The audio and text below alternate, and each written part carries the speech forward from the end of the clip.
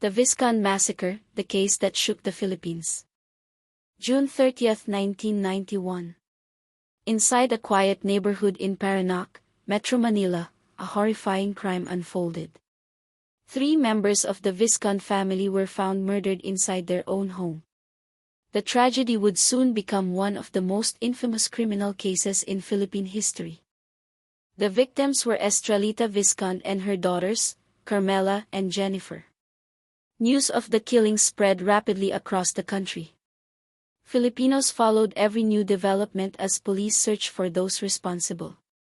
Fear, anger, and grief filled newspaper headlines nationwide. Years passed before major arrests were made. Investigators relied heavily on witness testimony that pointed to a group of young men allegedly involved in the crime. The case suddenly became front-page news once again. But questions about the evidence soon emerged.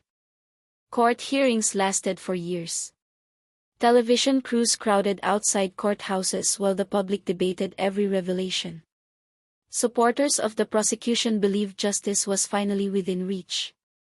Others argued that serious doubts remained unanswered. In 2010, the Philippine Supreme Court acquitted the remaining convicted men, citing reasonable doubt.